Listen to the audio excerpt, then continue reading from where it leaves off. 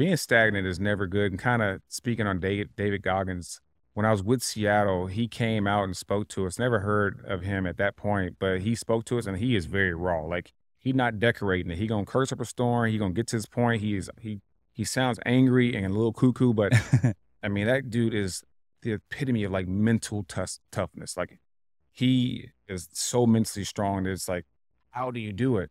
But Pete Carroll used to always say, you're either getting better or you're getting worse. You're never staying the same. And so, again, like what David said, like when you get complacent, that's when you get caught.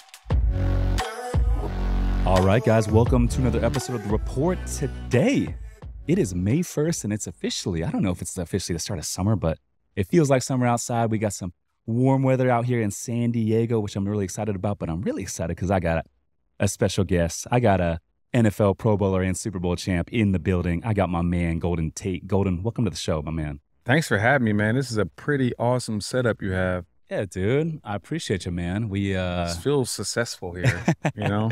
Yeah, it's a cool spot that we got into almost 2 years ago, and I had a vision, and we kind of ran with it. Well, I like it. I appreciate you, man. So, dude, I was thinking about it before you came on. I was like, you're actually the third NFL Pro Bowler and third Super Bowl champ that I've had on the podcast. So I'm like, I got to keep this streak going. So anytime I bring on a football guest, if they're not a Pro Bowler and Super Bowl champ, I don't know if they're going to make the cut, man. You know, pretty high standard we're setting there. Yeah, I had Cliff Averill on. Yeah. I believe that was like episode 4. And then I had Antoine Bethea on. I want to say that was like episodes in the 30s. But he was starting safety for the Colts. He won a ring with Peyton. And both of them are investing in real estate right now. But smart guys. Yeah. And so I was looking up your stats, and I was like, dude, this is the third time we're running it. But dude, your story is kind of different, man. You were drafted by the Arizona Diamondbacks, baseball and football. That's pretty impressive, man. Thank you. Yeah, so baseball is my first love. It's what my parents put me in first, and my hand-eye coordination has always been there. I've always been fast. I have the things that you necessarily can't teach. And so that was appealing to the MLB scouts. Yeah. But I made a decision that I wasn't going to enter the MLB draft as a kid. I'm 18. I'm not ready to be thrown in this real world of like a professional sport. Let me get through college. And if it's here, then it'd be here, at that point too. So I made a decision to go to Notre Dame, and they allowed me to play 2 sports. And so I played 2 years of baseball, 3 seasons of football. And during that time, it kind of showed itself that I felt like I had more of a passion on the football field, and that I could affect the football field a lot more than I could have baseball diamonds. So I made a decision like, hey, I'm gonna give this thing a shot in the football world. And thankfully it worked out. What is it like playing 2 major sports as an athlete in college? I mean, it's D1, big program, and we're not talking volleyball or golf. We're talking football and baseball. And I imagine there's a little bit of overlap in terms of the seasons, right? Yeah, somewhat, like as far as the conditioning. But for me, playing 2 sports, it was awesome. I got to play on Saturdays during the football season, be on TV every week pretty much. Unfortunately, we weren't very good during that time, but, I still got my stats. And then as soon as football would end, in the Midwest, in Indiana, Notre Dame, it's snowing, the weather's cold, no one wants to be outside. At this point, I'm going to join the baseball team where I'm obviously in condition because I've been playing football, and I'm just flying to Florida, flying to Texas and playing these invitationals and play baseball, sit in the outfield and kind of, count the clouds and, catch a fly ball, throw a guy out, maybe go 1 for 4. What position do you play? Center field and left field. Okay. Our center fielder also was AJ Pollock, who's just retired.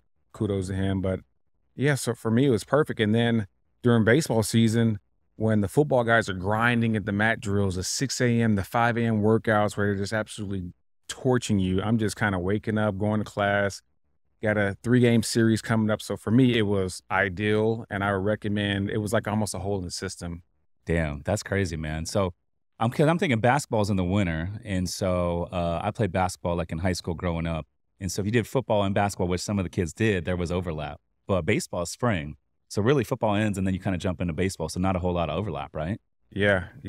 I would, strike out a lot at the beginning because I hadn't seen a baseball that fast thrown my way or breaking ball in a while, but I kind of got the hang of it. So you would kind of come on like in the second half of the season type of thing? Yeah. So what was the conversation like with the Diamondbacks? Because you get drafted 18 and then you're like, hey, I'm going to go to college. Was there any consideration in college that you still could go baseball? Rich, the conversation was, I found out through MySpace that I'd been drafted by the Arizona Diamondbacks. I Really? log in. It was like that. And it was like, people are commenting, congrats on being drafted. I'm like, what are y'all talking about?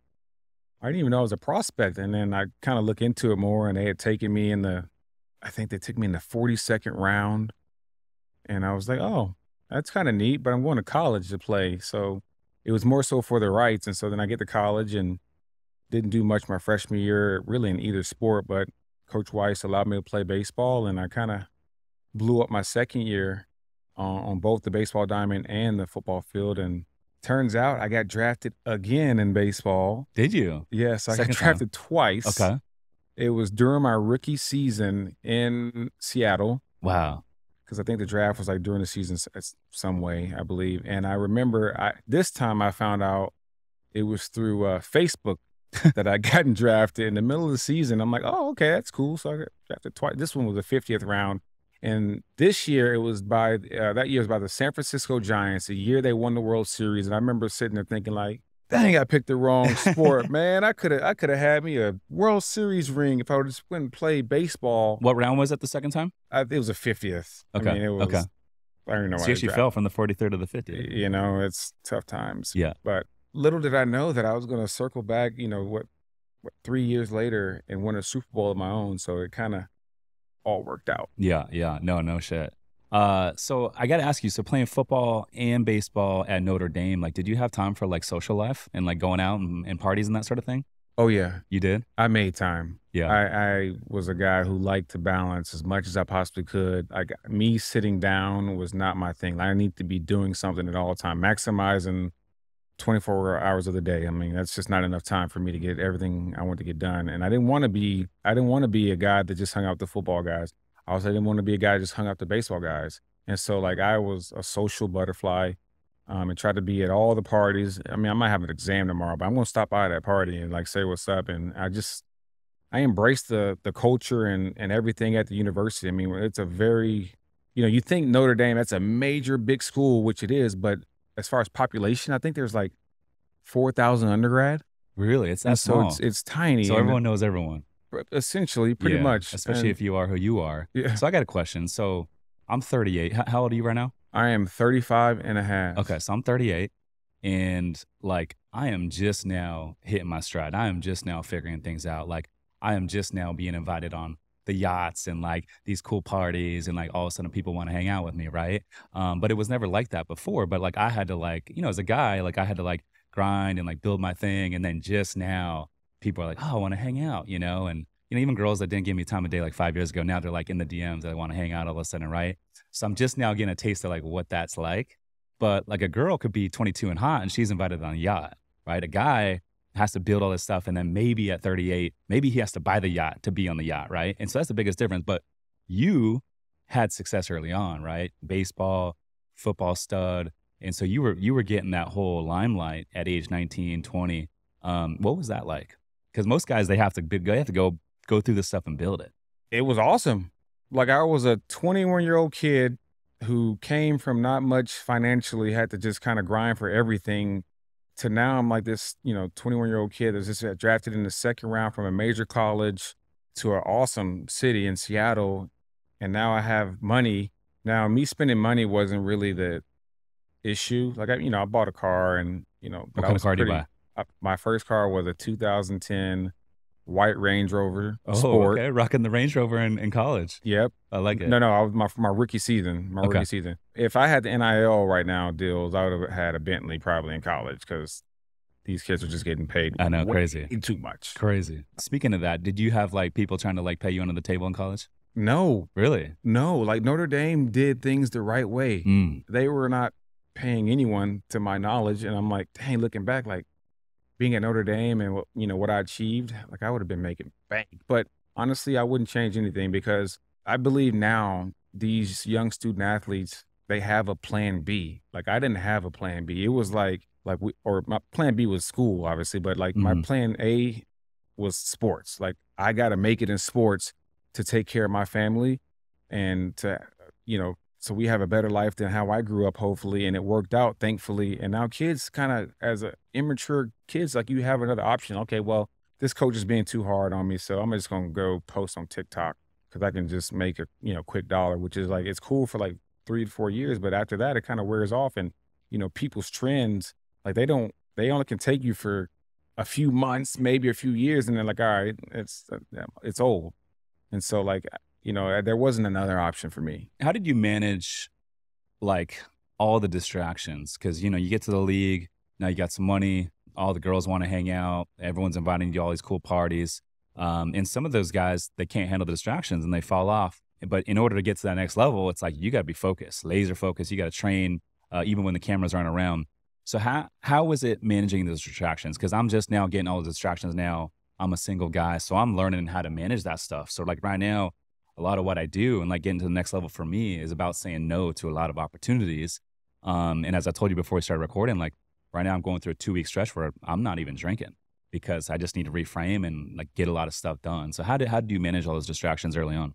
It's hard, man. And I was immature and I enjoyed being out and about, but it came down to is that what was my priority? Like what got me to this point? And it was being good at sports and it was being a leader in the locker room and hold myself to that standard and obviously performing. And so like I could not fall victim to like letting the BS be more important than what got me here.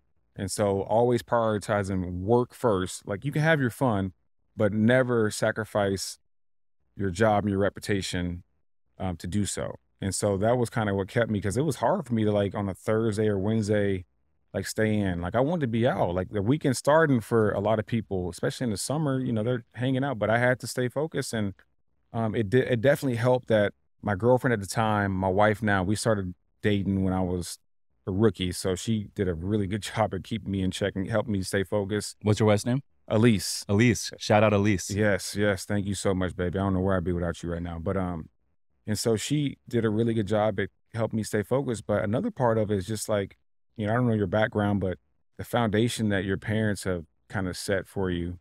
I didn't have the greatest foundation, but I had a little bit of a foundation to be able to make mature decisions, I think. So that played a big part. And my in-laws played a huge part because they were in Seattle. They were from Seattle. So we would go there for dinner and that'd be a way to escape and see like normal real life. But like it's hard, man. Like you get thrown all this money. You're a very handsome guy. Like you have access to a lot of things now, but I can tell that you see like I remember how it was. And I don't Hmm. want to go back to that place. And I also remember how people treated me back when I didn't have anything and not how they do now. So just like being aware is key, I think. Yeah, I think that's big. I listened to a lot of like David Goggins stuff, and he says like when you think you make it to like your goal, you hit your goal. A lot of people get into like it's easier for to say, okay, I made it. I'm gonna take a step back. But he says like once you do that, you're dying because he says like if you're not growing, you're dying. There's no one stays the same, and that kind of hits me because it's like every time I get to a new level, I'm like, okay, it feels good. Let me enjoy it for a little bit. But like after a couple weeks, I'm like, okay, what's the next level? How do I reframe and then how do I get there? Right? Because I didn't realize this until recently. I'm 38. Like for me, happiness stems from growth and progress. So the second I'm not growing, the second I'm not progressing, the second I'm no longer happy. But as long as I'm growing and I'm progressing, I can go out and have a little fun, enjoy myself on the weekends, have a late night here and there, and like I can enjoy it because I know I'm growing, because I'm progressing. And so I usually kind of think about that when I need to reframe. Yeah, being stagnant is never good. And kind of speaking on David Goggins, when I was with Seattle, he came out and spoke to us. Never heard of him at that point, but he spoke to us, and he is very raw. Like he not decorating it. He gonna curse up a storm. He gonna get to his point. He sounds angry and a little cuckoo, but I mean that dude is the epitome of like mental toughness. Like he is so mentally strong that it's like, how do you do it? But Pete Carroll used to always say, you're either getting better or you're getting worse. You're never staying the same. And so again, like what David said, like when you get complacent, that's when you get caught. And you look at all the greats and whatever profession it is, whatever sport it is, you listen to them, they never in their minds feel like they have it figured out. There's always something I can do a little bit better. And so you look at, the LeBrons, the Kobe's, the Mike MJ, the Tom Brady's, the Drew Breeses, like they never were like, yeah, I'm goated. I got this figured out. Because that's when you get caught. So it's mental, man. Like we're so powerful right here in between our ears. And it's just like you have to train yourself on the way to think, because America will groom you to be a very toxic thinker with all the social media and all the BS that we see. We get online and we see everyone's best case scenario, the perfect. And like our young kids are seeing that, thinking like real life is like a bunch of Barbies, like flawless people. And that ain't how it is. And so like having a foundation is so key. And being able to identify your weakness is really the start to growth, I would say. But if you're just completely oblivious that you have whatever issues, and you don't really stand a chance. But if you can be aware, that's how you start working towards it. Yeah, I agree with it, man. And I think a lot of it is like your circle and your surroundings. And I feel like there's always another level. No matter where you get to, there's always another level. And every time that new level unlocks, I'm like, man, like it's a whole new world that I didn't even know existed, And I'm just addicted to that growth. But a lot of it is the surroundings, And I think, being around people that inspire me to get better, motivate me to get better, but also people that, are not shy to call me out if I'm slipping a little bit. Accountability. I think that's very important. Accountability. Yes. And I'm a pretty strong faith-based person, and it hasn't always been that way. And it's a constant grind and battle to know what God wants for me. But another thing that stands out is PKers never be satisfied. And like this was something that I kind of adopted when I was little. Like I would in high school, don't be satisfied with just high school football. Don't be satisfied with just Mr. Football. And then I got to college. Don't be satisfied with just being at a D1 college. And so it just kept increasing, kind of like to your point. And just never being satisfied kind of is how I got to where I was. Now, there's always two sides to the coin, right? Now, not being satisfied can also work against you, because I deal with that right now as I'm making the transition out of pro sports, like not being satisfied with what I achieved. And so like I'm sitting on the couch at 35 years old, like I don't need to work, but I need to be doing something. Like I'm not satisfied with just being here. And so that's where faith comes into play, and understanding like God's love for me and what he wants for me. And so one thing that I pray for, like when I was 5 years ago, I would pray for like materialistic BS. And now what I'm praying for is wisdom, because I think that's the most powerful thing one can have is wisdom. And so that's what I want more than anything. And that's who I look up to, the people who have wisdom. And like a lot of people, if you look for God, you'll find him. Yeah. So what is that like, being an athlete your entire life, and then all of a sudden you retire? How long ago did you retire? I'm like right at 2 years-ish. So what's that transition kind of been like for you? Because I know that's not an easy transition for a lot of athletes, and you're still young, and it's like the game I'm playing right now, real estate investing, it's like I can play this into my 60s and 70s. Like I feel like at 38, I'm just now getting warmed up. And in the game of real estate investing, entrepreneurship, I feel like I'm relatively young. But you're 35 and you got this whole life ahead of you. So what has that transition kind of been like for you? It's a struggle, man. It is a struggle, and it is so much better for me because of the perspective that I have, and because football and sports has been number one in my life for so long. From a kid, that's all I know is like practices, the structure, the team, the playing.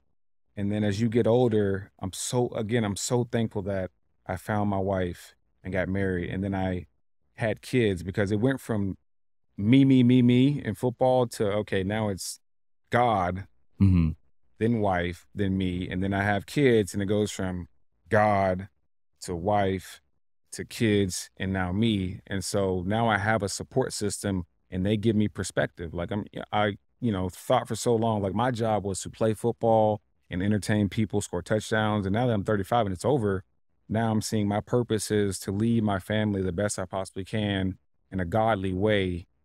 And it's a tall order. It is a very tall order, but It's something that I'm trying to embrace, but it was hard, man. It was hard because I'm sitting my body feels like I can still play, and I know I can definitely still play. Like I watch TV or watch games, I'm like, man, I was just burning this dude like Yeah. last year. Like I caught 2 touchdowns on him this game. How is he playing? I'm not. And so there's a little bit of a bitterness, but in the competitiveness that just never goes away. And so those are kind of the biggest things I battle with, like just not having that competitive nature all the time now. Yeah. So what was like the decision to retire for you? Because I'm looking at your stats here. Was it the New York Giants was the last squad you played on in 2020? Yeah. And what was the decision for you? It looks like you started 4 games, played 12 that season. What was the decision for you? Was it injuries, or what was it for you to say, hey, you know what? I'm going to hang it up? You know, it came down to like at that point, because that was my last contract I signed. I signed a 4-year deal with New York Giants, I and saw that. 37 mil? Yeah, a pretty 30, nice, 31 mil with the Detroit Lions? you know. So I did okay. But it came down to at that point, like I almost lost my love for football because one, I couldn't do the same things I was used to doing without even having to think about it, and two, we were on a really bad team. I mean, just a really bad team. Who was the quarterback that year, 2020? We had Eli to start, and then we also drafted Daniel Jones. Okay, got it. And The transition was that year? yeah, and like as an older guy in the slot, like rookies is just like, I don't want rookies throwing me the ball because that's he's how gonna I kill get you. Take your head off. headaches. And that's just, they sometimes get tricked by the coverage. And so I was just super nervous and frustrated. But Daniel is a good quarterback. So, I was able to deal with it. But, I think between those 2 seasons I played, we might have won a total of 6 games, maybe 7 games, maybe. And it happened to be the COVID year. My last year was a COVID year. No fans. And like my name they call me Showtime Tate. Like they call me Showtime Tate because when the lights are on, I show up. The lights are on, I want the ball in my hands. I feed off the crowd. And I was playing the game of football with empty stands, and we were losing, and they weren't playing me. And so like I was like, man, this is no. And so they released me, and I still had a ton in the tank that off season. And I had the Jaguars reach out to me halfway during the following season, and I turned them down. I was like, they're a bad team. I'm not doing that with Urban Meyer and all the BS is going out. But little did I know, like, I really didn't get any more calls after that. And so I was like, you know what? Instead of working out nonstop on the hopes of finding a team, and I just said, I'm going to hang them up. And, like, the receiver is the hardest position to go into and have instant success. In order for me to be effective on the football field, I need to have camaraderie with the quarterback. And if I'm coming mid-season, I'm not going to have that. I'm just not going to have that. You need to have a coach that wants to get you the ball. You need to have offensive linemen that can protect while the quarterback reads. You have to have the quarterback throw the ball on time and place it well in order for me to statistically have a good day. And I was like, man, I'm not trying to go out here and be grinding at 5 a.m. till 6 at night. I got 2 babies at this point. And so prayed on it and just hung them up. And I hadn't officially even retired yet. Like I haven't signed the paperwork saying I'm retiring, but with real estate investing, asset protection and protecting yourself from personal liability is huge. The best way to address this is to correctly set up your LLCs and entity structure. For us at Summers Capital, we use Prime Corporate Services to set up, manage, and provide guidance for all of our entities, making it truly hands-off. If you want to learn more, visit Prime Corporate Services/Rich Summers to book a free call and receive a special podcast listener offer. Again, visit primecorporateservices.com/Rich Summers to book a free call. Now back to the show. So you were playing with New York. Where did you move to? Where do you live right after retirement? San Diego. Really? How the hell do you end up in San Diego, man? So my wife is like 5th generation San Diego, and like has a lot. Both mom and dad from San Diego, and so we were living in Manhattan Beach and Hermosa Beach and Santa Monica during the off seasons, and then we got married for 2017. We were pregnant like 3 or 4 months afterwards, and then we just signed the contract. So we're like, okay, we have the means to buy a home. So we looked at San Diego and came across the home that we found in Rancho Santa Fe. Absolutely loved it. And we've been there ever since. And, this year, sadly, we're going to go to Nashville and give it a shot, which is where I'm from, and see what happens. Do you know any other pro athletes that live in Rancho Santa Fe? Because I know I'm friends with Milan Dudley, who's brothers with Jared Dudley. He used to play for the Phoenix Suns, Lakers, and now he's a coach for the the Dallas Mavericks. Oh, But wow. I know their Yeah. family has a home there. Jared has a home in Rancho Santa Fe. You know any other athletes that live up there? I do. Jermaine Dye, baseball player and Golden Glover. Xavier Nady, another MLB baseball guy. Brett Hundley, Mm. another baseball guy. Lance Moore, who I played with in Detroit, lives like 5 minutes away. He's a wide receiver, right? Yep. Okay. Yep. Marvin Jones. Marvin Jones is there too. Yeah. Wow. I don't know if he's there anymore, but he was. I know Darren Sproles, Drew Brees, I'm homies with, so I played pickleball with Drew's him. in Rancho Santa Fe? Yeah, he has No way. a place. Chase Daniels, who's one of my best buddies, is also there. So we have a really good community of players and ex-athletes. I've had Jeff Fenster on the podcast. He's the founder of Everbowl. Yeah. And he said Drew Brees has bought like 140 franchises of the Everbowl. I don't understand how Drew can do it, man. That man does not stop. Like the amount of boards he's on and companies that he's a part of, his family. I don't know how he has any time for anything besides those three things. He's got like 6 or 7 kids too, right? Yes, dude. Like it's just nonstop, and he's so good at it. Yeah. Who's the best at a pickleball out of all the ones you mentioned? 'Cause I know Me. Drew's playing a little pickleball too. Me. You, without a doubt. Without a doubt. I think Drew is a very competitive person Yeah. as well. I think he would probably say I'm better than him. Okay. I'll have to get him on the pod sometime and ask him. You said you played ping pong growing up? Yeah. Just for fun? Yeah. So again, like I hate not being good at stuff. And I also know what I can potentially be good at. And I will never forget this. This is how crazy of a competitor I am. I will never forget we had in high school a ping pong table there for some reason. And I was like, oh, this looks cool. I'm the best athlete in the school. I can probably pick it up.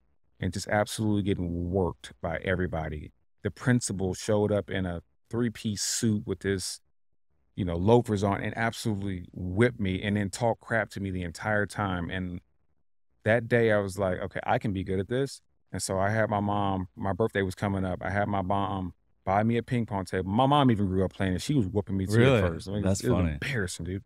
And so I had her get me a ping pong table. We put it in the garage and me and my brother just absolutely grinded.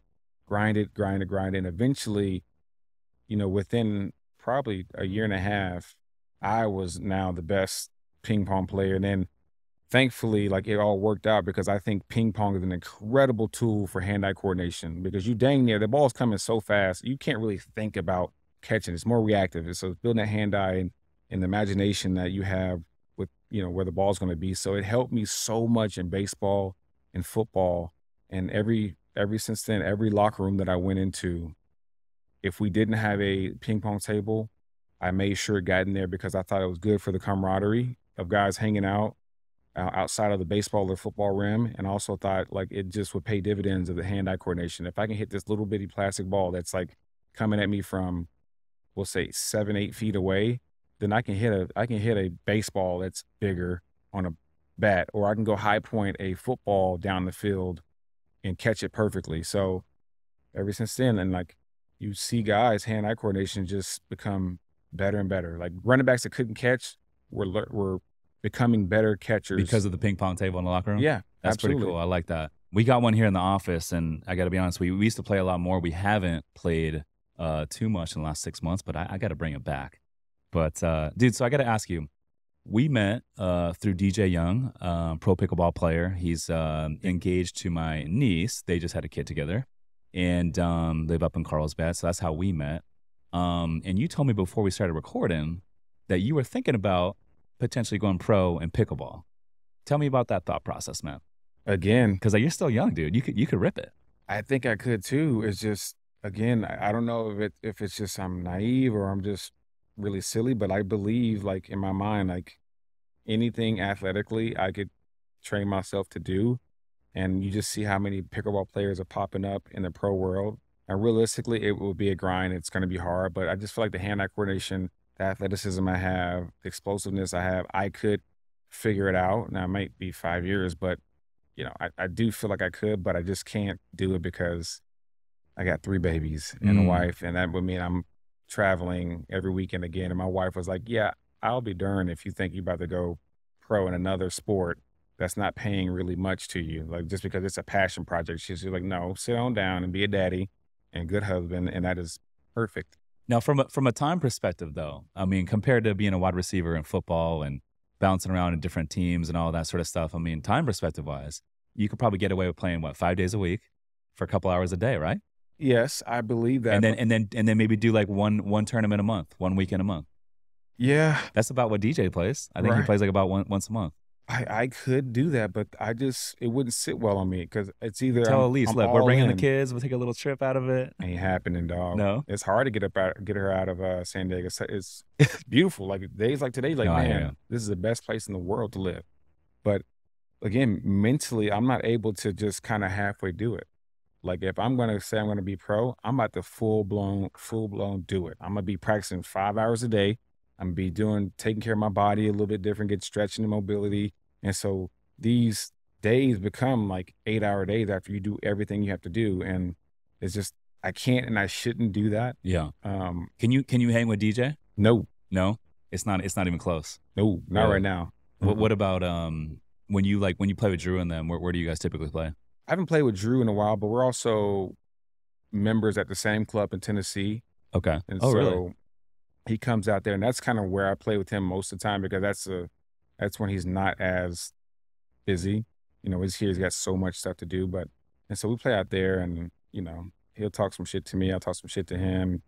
He tries to piss me off, I try to piss him off, just because we're both competitors and we have fun. But he's involved in the pickleball world as well, and I think he is a part owner in the Pickler. He owns the MLP team, which is a major league pickleball. He's in a lot of that space too. Yeah.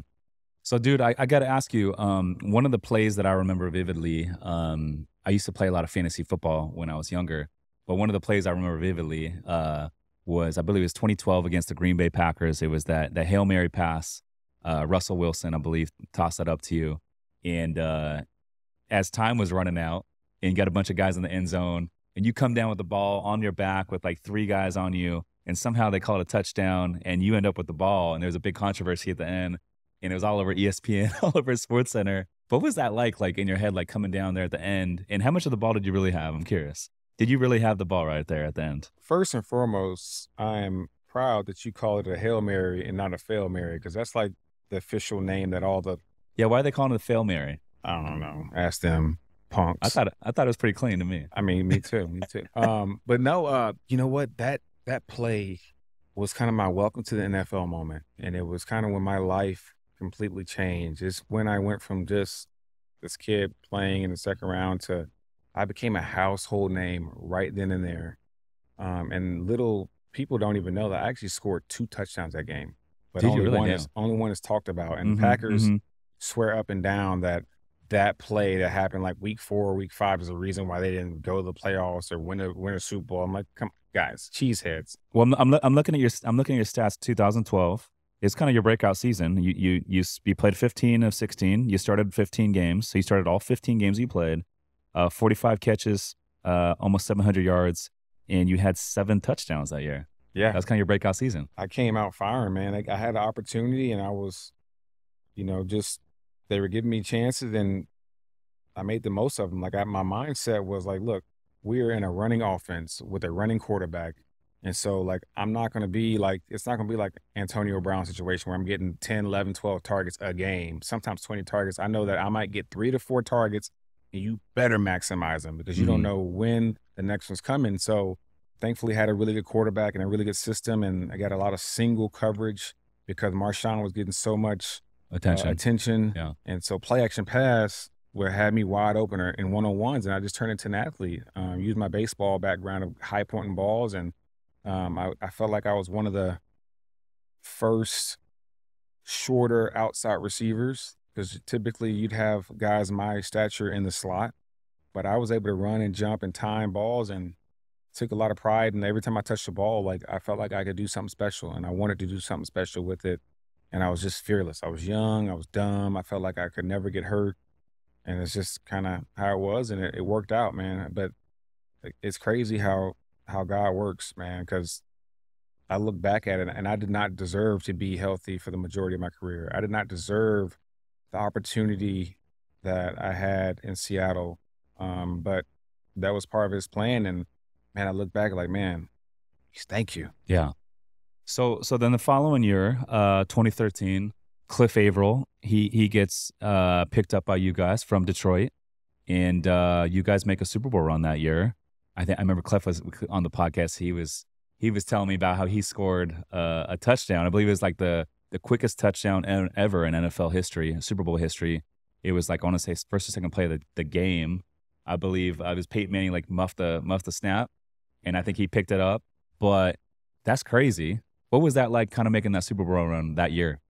I was on my 4th year, and at this point, I'm thinking, okay, pro football's not that hard. Like, we've gone to the playoffs at this point before the Super Bowl year, 2 of the 3 years I've been playing. And we're going into my 4th year. We feel like we have a chance to really do something special this year. We felt like we were going to win the Super Bowl, and there was no doubt. We thought it was just set up so perfect for us. We stayed healthy. We grinded. We competed every single day. And Pete Carroll did a fantastic job at just like training our mentality. Like, we're always competing, and we had the best defense in football. So I knew every day I need to bring my A game, because we got the best cornerbacks, Richard Sherman, Brandon Browner. And if you don't bring it, you will be embarrassed. And if you get embarrassed, you will be on the film that day. So as receivers in offense, we had to bring it every single day going against the Legion of Boom. How much was that, like, as a receiver, you're playing against your DBs, your own DBs in practice? How much of that has to do with like your growth as a receiver, playing against like 2 of the stud DBs in the league? It's huge for your growth, and it's also huge for your confidence, because like, all right, if I can beat the guys who know every trick that I do consistently, then going out there going against a guy who is probably not going to be as good as these 2 guys who doesn't see me every day should be easy. And it was easy. It was, okay. And so like, those guys, Richard Sherman, they brought it every single day. And so like, I'd walk into games like with the utmost confidence, because like, man, I've been going against these guys all week. The best, they're considered the best in the game. So going against Patrick Peterson wasn't that big of a deal, who's also one of the best in the game. Going against Revis was considered to be the best in the game, wasn't that big of a deal, because I had these 6'2", 6'3" guys running 4.4s with these long arms who were jamming me a lot of the times. Sometimes I'm slipping by. If I'm making plays on them, then yeah. What kind of coverage did you see a lot once you started kind of making a name for yourself? You see someone like shouting you the whole time versus zone? It depends on the team and the game plan. But again, in Seattle, we had such a dominant run game that you need that extra safety in the box to stop the run game. Yeah. So sometimes you see eight people in the box. Oh, yeah. And so I'm knowing it's single high, whether it's cover 3 zone or it's man-to-man coverage. I know that what I'm getting. There was no tricking me in the coverage. And so that was my situation in Seattle. And then I get to Detroit, and I got Calvin Johnson on the other side. Goated. I mean, he had Megatron, Hall of Famer. And I got Matthew Stafford, who I think is one of the best quarterbacks in the league, and no one believed me until he left Detroit. And it's like, okay, Matthew Stafford can play. Well, no shit. Anyway, so I just saw nothing but man-to-man coverage for the majority of my first 8 years, and it was awesome. Dude, you crushed it in Detroit. So check this out. So 2014, first season in Detroit, started 16 of 16 games, 99 catches, 1,300 yards, and you had a 73-yard touchdown, 4 touchdowns. That's crazy. And then you did 16 games in 2015, started 16 games in 2016, and 3 of those 4 years you had over 1,000 receiving yards. Yeah. Ripping it. It was great. I mean, I was going from Seattle, who didn't throw the ball as much, to Detroit, who we had incredible players but couldn't win, so we found ourselves down a lot and playing for the comeback. So, I might have the first half like 3 catches for 54 yards, but then we're down in 2-minute offense, and then I eat. And then, next thing you know, 100-yard game. Calvin went out for a few games with an ankle injury, and I had to hold it down. And, it's set up well for me. And I'm just thankful for the opportunity. I got a chance to be the best version of myself. Yeah. What was that like when Calvin was out of the game? Did you notice a big difference in coverage? Because Matthew was throwing the ball a lot. He was slanging 50-plus attempts every single game, right? Yes, and it was awesome as a receiver because we couldn't really run the ball that well. Yeah, and you guys were always playing from it was usually the defense was giving up a score, then you guys would go tie it up. Yeah, back and forth. Great for a receiver, but it was when Calvin went out, I got nervous that now I'm gonna get double covered, and they kind of didn't. So I guess they didn't respect me. But during that time where he was out, it's probably when I had my best games. I'd have 9 catches for 151 and 2 touchdowns. I love playing against the Saints and the Cowboys because neither one of them DBs liked the tackle. So I would catch a basic route, give him a weak stutter step, and be up the sideline, cross the field, and it was just like easy touchdowns. And like, so I love playing those two teams back during that time. And man, it was fun. Yeah, that's cool, man. So you had a big contract with the Giants, 37 mil. And then Detroit paid you about 31 mil. Mm-hmm. What are those contracts like negotiating back then?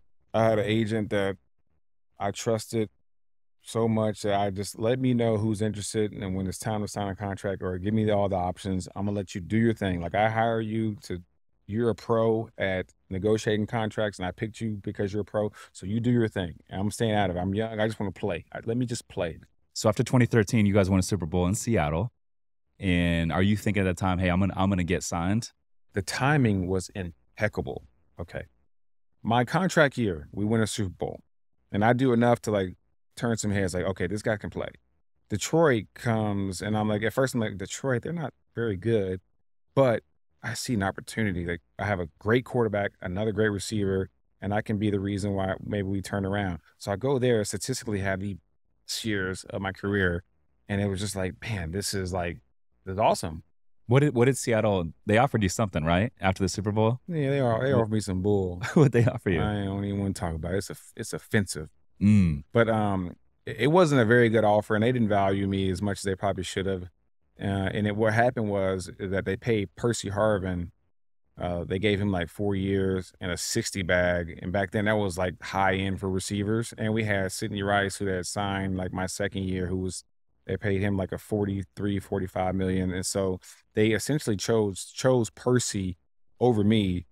And the year that I left, Percy, has some stuff that he's dealing with, and they end up cutting him. Yeah. And, John Snyder, the GM, still reaches out to me from time to time, like, and I apologize and like say, man, we made a mistake. I wish you would have retired a Seahawk, but it all worked out for a reason. I got to ask you a question. So that whole rumor that you had an affair with Russell Wilson's wife, did that have anything to do with them not paying you? No, because I was already long gone. Okay. And it was after you left. It was like, yeah, I'd already signed my contract, and then all of a sudden this rumor pops up. I'm like, what in the world is this? Like, Russell was one of my best friends on the team. His wife at the time was my wife's best friend at the time. And so when this all came out, I was like, okay, that's a pretty creative rumor. That's kind of funny. But then it started to pick up steam.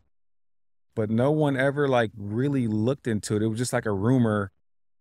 And then all of a sudden, just a lot of people believed it. And so that's one of the things that's kind of stood with me this entire time is like, man, like my wife's family was getting crushed. I was getting crushed on social media because everyone is a monster behind a keyboard. Oh, but it was so many trolls. It was, that was the furthest thing from being true that I could even imagine. And like, I had conversations with Russell, like telling like, dude, clear my name, dude. Like, I don't care what happens with you and Ashton and the divorce. Like, I'm not even asking you to speak on the divorce. Just clear my name because I had nothing to do with that. And he made a choice to not do that. And so that hurt because I was like, man, and I'm trying to explain to the world, like how stupid do you think I am? I'm in my contract year, and you think I'm gonna go do that with the quarterback's wife that I'm trying to stay in the city, and they're also like best friends. It doesn't even make sense to me. Like, is this midseason? No, this is like, it all kind of happened in the offseason, but I had already signed my contract with Detroit. Yeah. Okay. So now, but you're still in Seattle. Yeah, still living there. And was there an incident where you actually went out with his wife that night? No. So this is completely surfaced out of nowhere. You only saw his wife with my wife, or you would see all four of us together. That was it. Like there was no pictures, there was no text messages that came out. There was nothing. There was nothing there. It's just people ran with it, and he didn't defend me. And it turned into a huge disaster, man. And it hurt my brand. It hurt my family. What was the conversation like with Elise? She had your back the whole time? I mean, there was nothing to talk about. Yeah. Besides, like, she walked me through on like what I should say to him, and like to get him to just to clear my name. Don't speak about it, just clear my name because I have nothing to do with this. In fact, I supported you through this whole situation because I knew that they were going downhill before it became public. And I remember sitting in the car, like walking them through, like, man, I'm sorry you're going through this, but I'm here for you. And then it turned out that I believe someone in his camp kind of started it. And Yeah. Well, you guys are still together. You got kids now. And this is, 10, 11 years removed. But like, what was the conversation like with Russell? 3 years ago, we were at PAO, and it had been pulling. PAO is a professional athlete outreach. It's a big Christian conference that we have for the NFL. You have like 300, like, I don't know, probably 200 couples all throughout the NFL. Different teams come and worship and bond and talk about issues that just arise in NFL locker rooms, expectations. And so I remember going into it, like, just feeling like something was pulling at me to like approach him if he was there. But I kept ignoring it. I kept ignoring it. I was like, no, man, I didn't do anything wrong. And then never forget, we were sitting in a sermon, and I was listening to it, and I hear this like laugh. It was like kind of a corny laugh, and I look over, and literally Russell is sitting like 2 feet away from me. And I was like, okay, God, I can't even ignore this one. Like, Yeah. you're throwing me an alley oop, and I just gotta dunk this thing. Right. Him and Sierra there, and it was like one of those, like, I looked over like, oh, but then I like let it marinate, and I was like, you know what?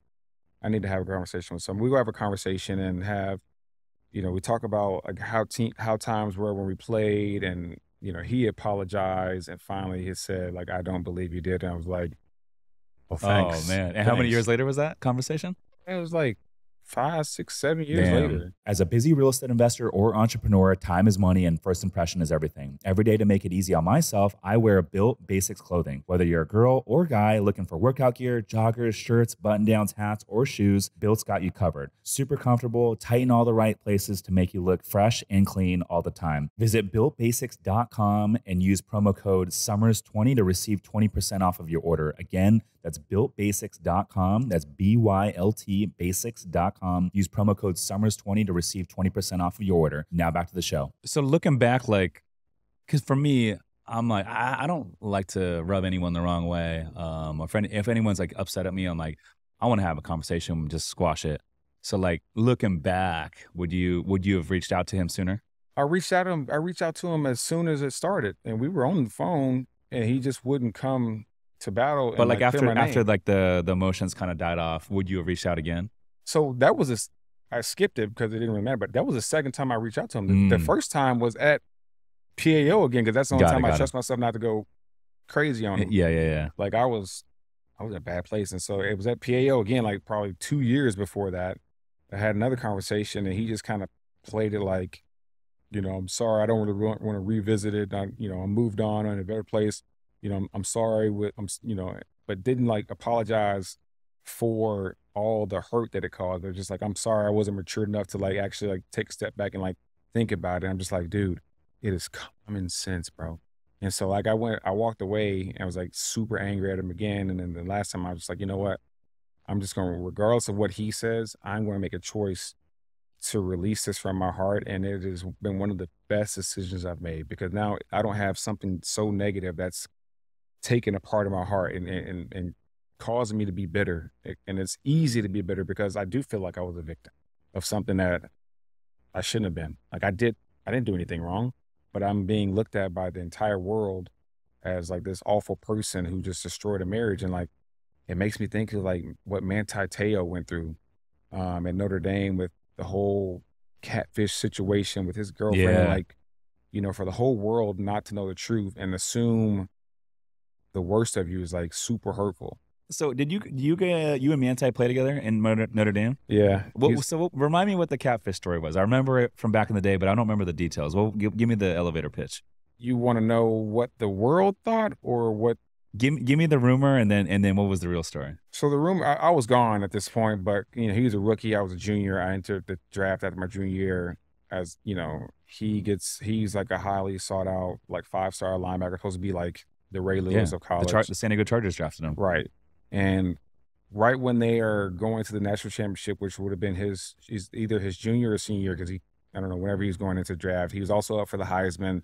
This rumor comes out that he made up this whole big girlfriend situation that, to help him elevate his Heisman and his draft status, and that, his girlfriend mom died. And turns out, of course, basic America and all of us idiots believed it for so long, up until like 2 years ago when they had the untold stories when he actually comes out. And that was the rumor. It turns out, like, he was completely being tricked by a guy, essentially, Oh, that's right. that had Online dating. very impressive, like, girl voice, and was just playing mind games with him, saying like, my mom, the girlfriend's mom died, or that she had heard from her cousin that his girlfriend had died, but then she popped back up, but they never seen each other on FaceTime. Never met, but it was like it was kind of a pen pal type of relationship that went on. Yeah. And someone had screenshots of the messages, right? And Manti is such a good human, and like the Hawaiian life is simple, and they just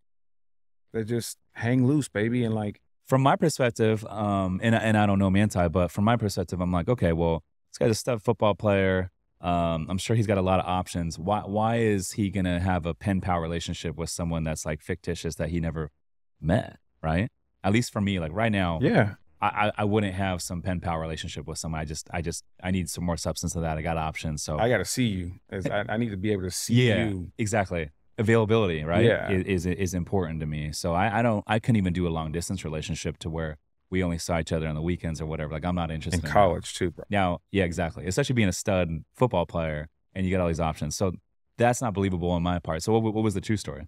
Have you not seen the No, it's like on Netflix. No. It's like, I think it's an untold story, but it's I will go watch it. It's a whole documentary. Like, yeah, man, you walk away like, man, I feel so bad for this guy. Damn. Because like people question his sexuality, they question his character, Mm. and like this dude is such a good human. He's a strong Christian. He loves people. He wasn't like out there partying his face off in college like a lot of guys was. Like, his attitude would never indicate that he was the best linebacker in football. He was just a good dude, great teammate, and just like him literally doing nothing but, I guess maybe you can say the only fault was he was a little bit naive. You can maybe just say that. And like, just your reputation gets ruined from you practically doing nothing on someone playing what started off as like a innocent joke turned into like a nightmare. And I just don't think I would ever be able to bounce back for something like that. Like, that's like, you feeling like I need to justify who you think I am, although I did nothing wrong. I need to like be like, I feel like I'll be introduce myself like, hi, I'm Manti, and I did not do this, that, and other. Before even, I don't even know if people know or not, but it's just like, I couldn't deal with it. I could not deal with it. Yeah, it's tough, man. I feel like in today's age with social media, stuff gets out there quick, and then there's a lot of hate out there too, a lot of trolls. But I don't know. One thing I realized, man, is like, hate never comes from above. It never does. And I feel like there's always gonna be trolls out there. Like, we posted something the other day, and one of the girls on my team was in the piece of content, and a couple of trolls were like commenting on her, and she was like all upset. I was like, Alex, don't worry about it. I'm like, all these people down here, like, they are not doing anything with their lives. Hate never comes from above, and that's kind of usually how I reframe. It's but easy, you get numb to it after a while, right? Yeah, well, yeah. You have to get numb to it, because like people just behind the keyboard or behind their phones, like they are the most heartless people ever, and they're dealing with their own problems, and it makes them feel good to try to bring people down. And I also just think this is how America is. Like, we will build people up as much as we possibly can, just to when they peak to try to tear them down as quick as we can. And the people who who would like worship you, which I don't agree with at all, or really, really like look up to you, be the same people who try to chop you down. And so like, it's so unfortunate, because like, but like, if you think about like true leaders and true people that inspire you or me, they hype people up. Like, I love hyping people up. Even people that are like below me and they're like trying to get into real estate, like, I hype them up so much. Like, I'll be their biggest fan. And so I think people that are actually making moves, true leaders, like, that's how you build it, man. You hype people up, positivity. And so when I see these people like on social, trolling every now and then, I just think, I'm like, that's why you're always going to be on the sidelines. Yeah. And that's it. Or you think, or you take the mindset of like, if I got people hating on me, that means I'm doing something right. That's true. Right? No, exactly. Like, the fact that I got haters, that means there's something that's going right. Now, do I have it completely figured out? Maybe not, but it's all, I mean, life is all perspective, man. I mean, and that's one thing I've learned over my time. It's just like, it is all perspective. Like, to simply put it, I could be sitting here and thinking this is the worst possible podcast to ever be on. But I could also be sitting here and be thinking like, this is the best podcast I've ever been on. It's all how you want to view things. And so I try to eliminate, because we are all so blessed beyond our understanding. It's just how do we choose to think about it? If I'm always comparing myself to someone else, that's just a recipe for failure.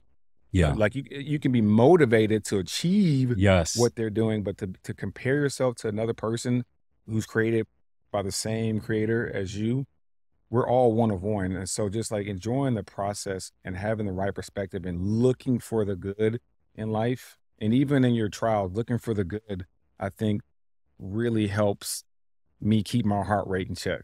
Yeah, no, that's good. Grant Cardone posted something this morning, which what you were saying kind of resonated with this, and he said, having access to people smarter than you is a blessing, not a threat.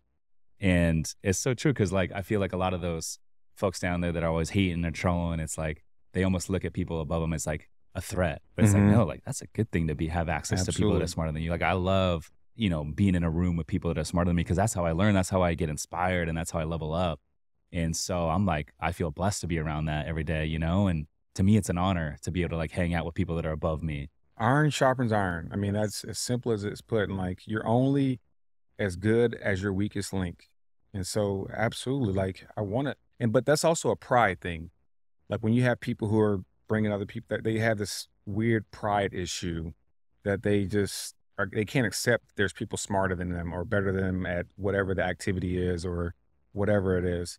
And so, like, weirdly and sadly, they make themselves feel better that way. But you want to, like, something that's humility and being humble is one of the best gifts you can have. Because if I'm humble and practicing humility in my daily life, like, there's not much room for pride, I guess. And Not much room for what? Pride. Mm. And I believe pride is the downfall of men and women. And when you believe like there's no one smarter than you, or there's no one you can learn something, I feel like there can be a homeless person or someone in poverty that I can go out there and learn something from.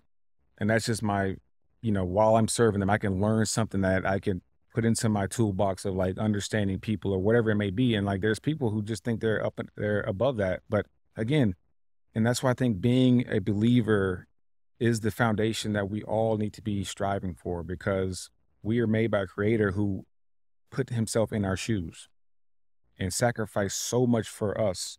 And so man is not, it's nearly impossible for me to fix you. I mean, yeah, doctors can fix injuries and so on and so forth, but the true healer is God.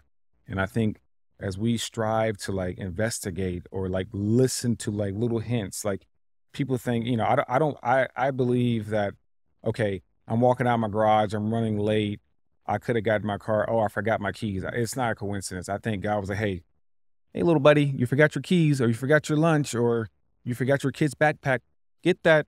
I'm protecting you. And I might not understand why, but he is. And then you look at some situations where like you forget the backpack and then you go back in and then you leave moments later and realize like, man, I just dodged something that could have been detrimental to my life or my family because of different situations that pop up. So like, it's all just thinking for me. And how you frame it. I love that you said the key is being humble. I study people that are above me, and the ones that inspire me, the people that I try to become, are very humble in how they act in defeat or victory. They are very humble, and be confident. I think it's important to have confidence, have some swag. It's very, very important, because what you believe is what you become, and I'm a true believer in that. And if you don't believe it, it's not going to happen. But I think when you reach different milestones, it's so important to be humble. Accountability is another big one. So like, a lot of people are quick to just throw blame on everyone else and deny, oh, it wasn't me, blah, blah. But dude, for me, man, like the more accountability I take, even if it's like, oh, like maybe it wasn't fully my fault, but I love taking accountability and taking it and be like, you know what? That's my bad. that's on me, but we're going to figure it out. We're going to get better and we're going to move forward from it. Like, it feels good to say that. Absolutely. It feels so good to say that because at that point you're in control. You're not giving control to someone else. You know what I mean? And so I think like the second that, you're throwing blame on so-and-so, I think a lot of people are like, they're quick to say, oh, my potential is this, but the reason I'm never going to reach my potential is because this happened to me when I was a kid, or because my grandmother treated me, or this is how I was raised. And so they have an excuse to why they will never reach their full potential. But it's like the second you give power to someone else, it's like now you're saying that person's in control of your life and not you. And that's why accountability is big. The second you take accountability, it's like you have control every single morning when you wake up of how your day is going to go. And like, that's powerful. That is. It chills like listen to that, man. Jeez. So I got to ask you, bro. So the contract stuff, you mentioned you got an agent. How much of like negotiating these contracts are like the agent coming to you and being like, all right, what do you think here? What do you want to do? Do you want to counter? Do you want to look at other offers versus them coming to you and being like, this is probably the best you're going to get. This is the route I would go. There's a trust factor. There's a trust factor that you got to look into because I know several guys who negotiate their own contracts. Like Bobby Wagner negotiated his own contract. No agent. Yeah.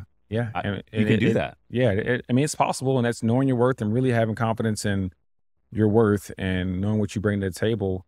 But I was one that just wanted to focus on football, and the agents study the market. They know what people are worth, and they can work their magic. And so I just kind of trusted my guy, Todd Francis, who I'm with. I've been with him my entire career, and he's a friend. I do feel like he has my best interests at heart.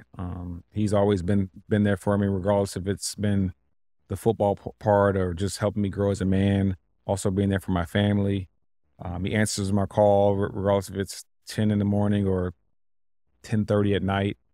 He's always there for me, and I trust him, and he did his thing. Yeah. What does a typical agent make? 1% to 2% of your total contract. And they typically work with how many athletes? It depends. Like I was with the bigger guy, and so he had a lot of guys. They had Demaryius Thomas when I was there, Eric Decker, Kenny Galladay got a big payday a few years ago. He had a bunch of big names, or Takeo Spikes. And so I knew that he was good. Plus I did my homework like when I was hiring him. So yeah, that's kind of how I've always. Because we work with all these different like professionals, legal counsels, SEC counsels, and I'm lenders, all this stuff. And I'm like, I just like to work with like the top people in their respective field.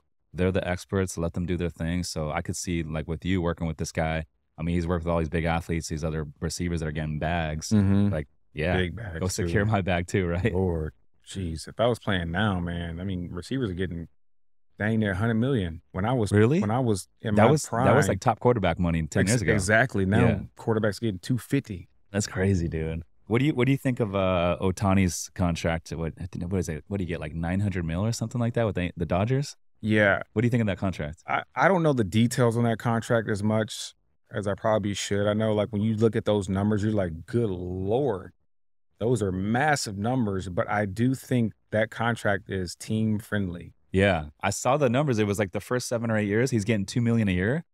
I'm like, bro, I would have took 30% less and then front loaded the whole thing, and I would have invested all that money. And it's almost like that money that should have been paid to him. Like now, is he the Dodgers? He's with the Dodgers. The Dodgers, they are just taking that money and letting it gain interest, and then on the back end, they're going to be paying him that. So like, he's not getting interest on that money. He's just going to get the money like, I don't know, a dozen years from now. And so it seems a little bit off, and it's a big number. He'll get it eventually, but I don't understand it completely. And I don't understand either. It might have something to do with taxes too. Like, when he's done playing, he's probably going back to, where is he from?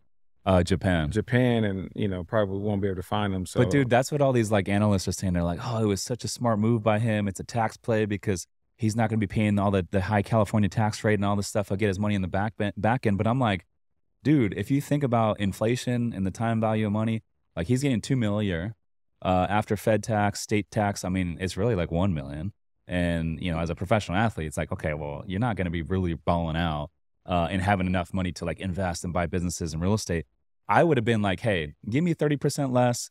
I want to get paid on the front end, front load that thing, and I'd be investing in real estate, buying businesses on the side, and then think about that compounding over the next 10 years. fuck the taxes. Who cares? Right. You know Right. what I mean? However, he probably making more money with with his own cleat that he's coming out with, and like Japan. The sponsorships. He is the man. Yeah. Like he is the face He's of that Michael Jordan country out as far there. exactly. Like he is like pretty much what Yao Ming was when I was growing up.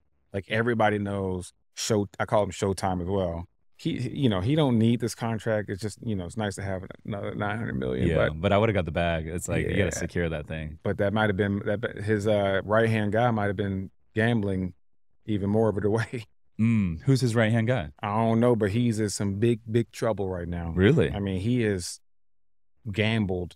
Really? I don't know, like 40. I think he's gambled $44 million of his money away, and just betting on sports and all that stuff. And I think he's only like made like 12 or something. Sounds like he's got to get another money manager there.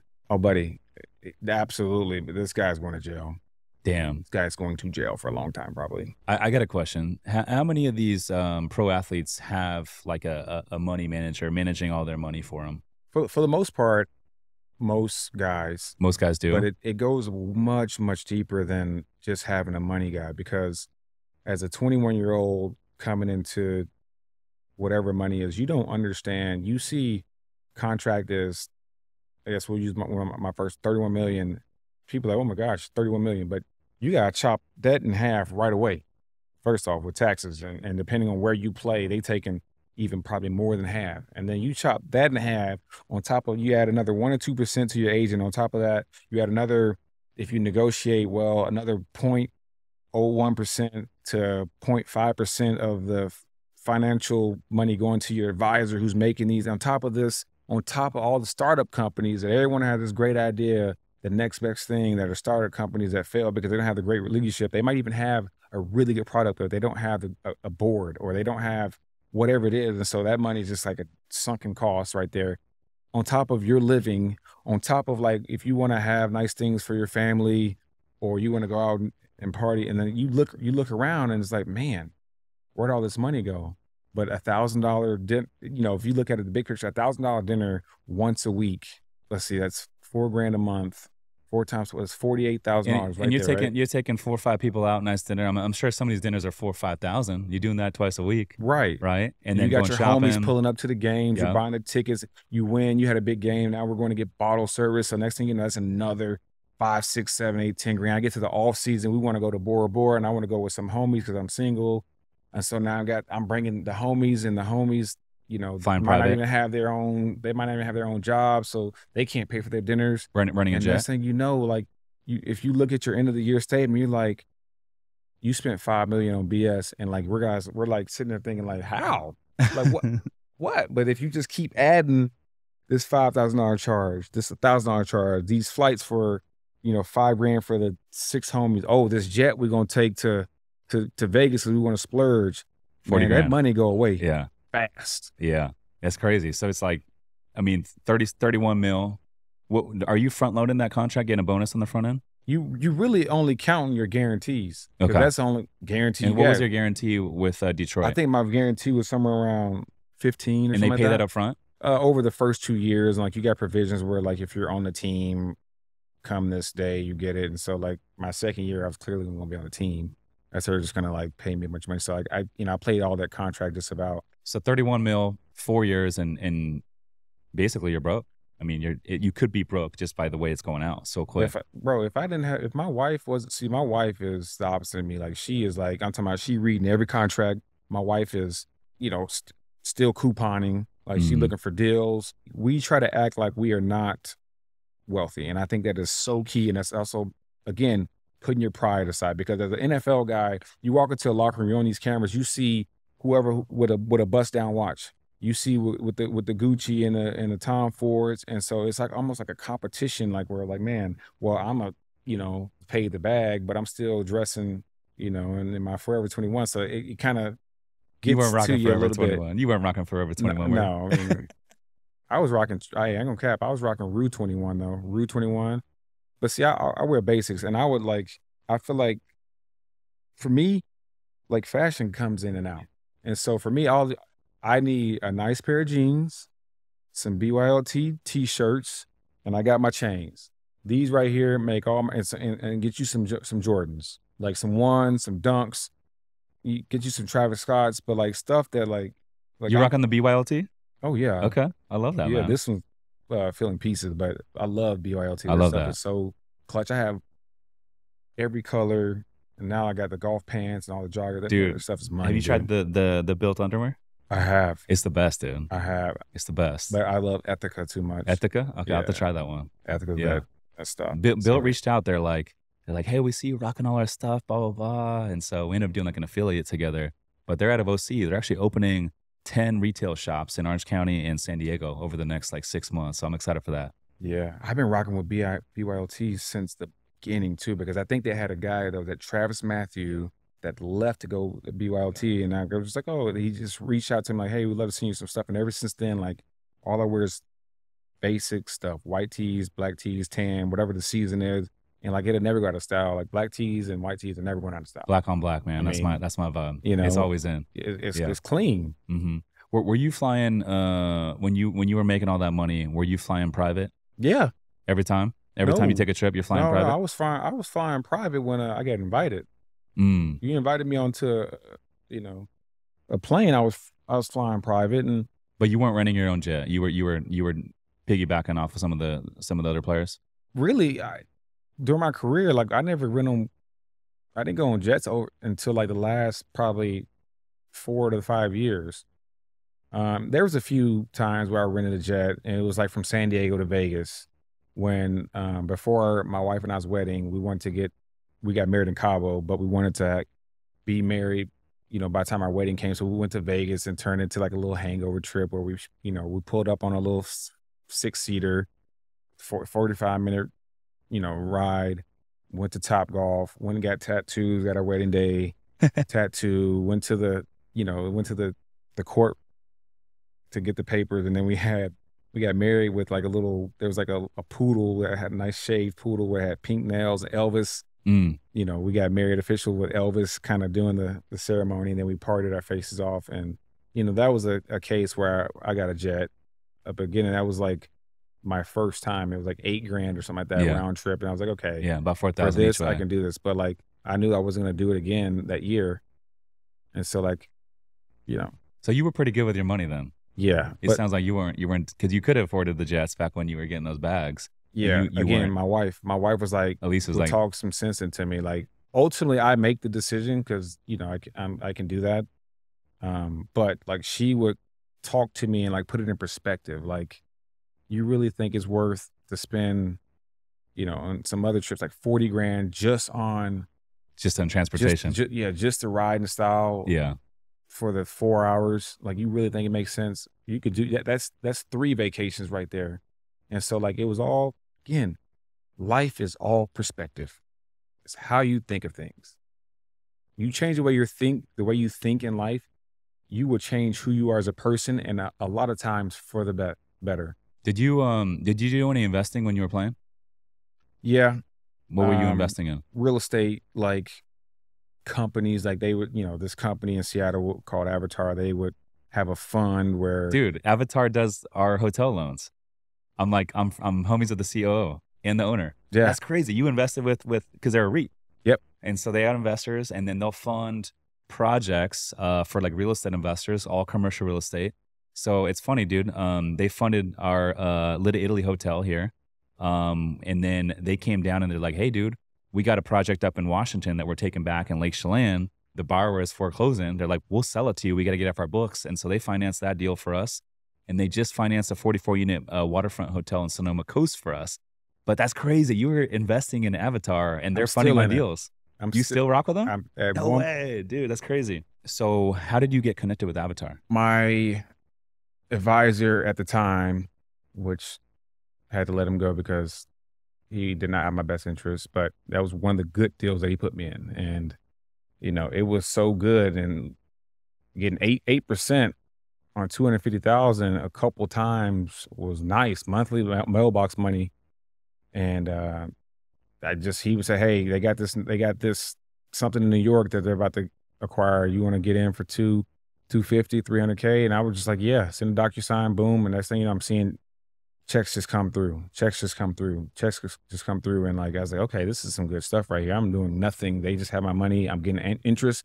And when they actually sell it or do whatever, I'm going to get my investment back as well.